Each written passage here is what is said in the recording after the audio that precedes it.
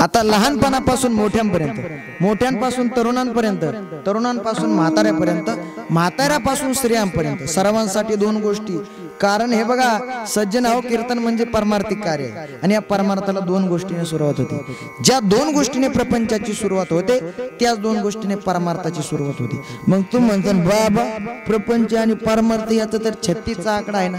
मग महाराज ज्या दोन गोष्टीने प्रपंचाची सुरुवात होते त्याच दोन गोष्टीने परमार्थाची सुरुवात होते. त्याच्यासाठी आपण सर्वप्रथम प्रपंच पाहूया. मग मला सांगा सर्वप्रथम प्रपंचामध्ये काय असतं? काय असतं बोला की काय असतं? इथे सर्व बालब्रह्मचारी बसलेले आहेत ना? नाही ना. सर्वप्रथम प्रपंचामध्ये काय असतं? स्वस्ति श्री गणनायकम गजमुखम.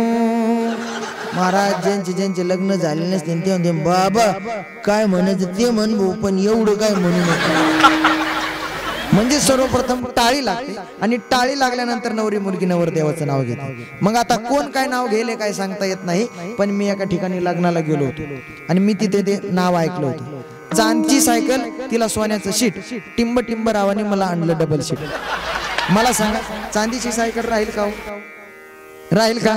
बरं ठीक आहे, असेल श्रीमंती तर राहू शकते, पण तिला शीट कशाचं? सोन्याचं. मग आता सोनं काय भाव चालू आहे आपल्याला माहितच आहे, पण आपल्याला गृहीत धरायला काही हरकत नाही. बरं चला, चांदीची सायकल आणि तिला सोन्याचं शीट म्हटल्याच्या नंतर हे कुठं जाते? सरळ सोनाच्या दुकानात जाते ना. त्याला म्हणते भाऊ हे सायकल आणि शीट घे आणि असं घमिलं भरून पैसे दे.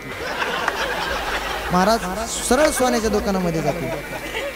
बरं असं म्हटल्याच्या नंतर ही निम्मे इस्टेटीची मालकीण होती. नोहे नोहे त्या संपत्तीला वारसदार होते आणि विशेष म्हणजे पदवीधर सुद्धा होते. मग तुम्ही म्हणता बाबा त्या संपत्तीला वारसदार होते, त्याच्या संपत्तीची मालकीण होती हे ऐकलं होतं, पण पदवीधर होते कसं काय? तर सांगतो ऐका.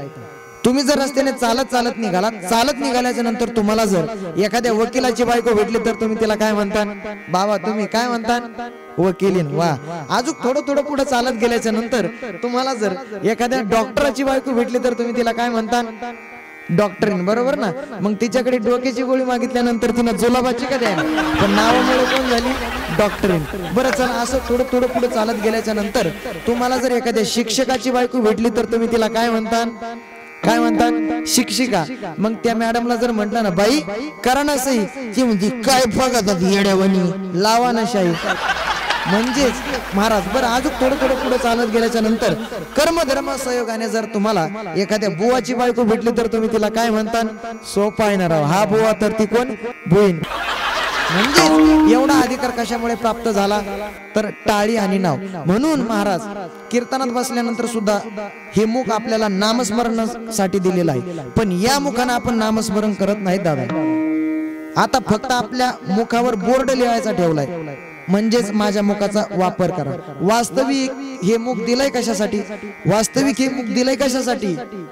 राम भजन को दिया कमल मुख, राम भजन को दिया खाया पिया सुख से सोया, नाहक जमाना गया.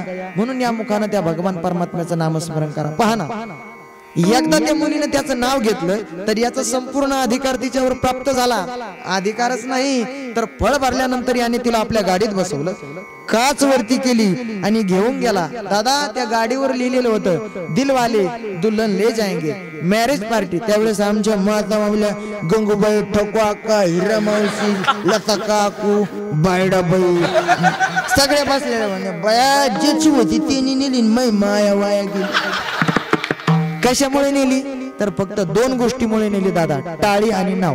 म्हणून कीर्तनात बसल्यानंतर सुद्धा तसंच आहे. तुम्हाला जर त्या भगवान परमात्म्याच्या मालमत्तेचा वारसदार व्हायचा असेल तर फक्त एकच गोष्ट करा. कोणती? लागून या पाया विनवितो तुम्हाला, करे टाळी बोला मुखी नाम, विठ्ठल विठ्ठल म्हणा वेळोवेळा. म्हणून ज्या ज्या वेळेस प्रभू परमात्म्याचं भजन होईल त्या त्या वेळेस हाताने टाळी व मुखाने नामस्मरण.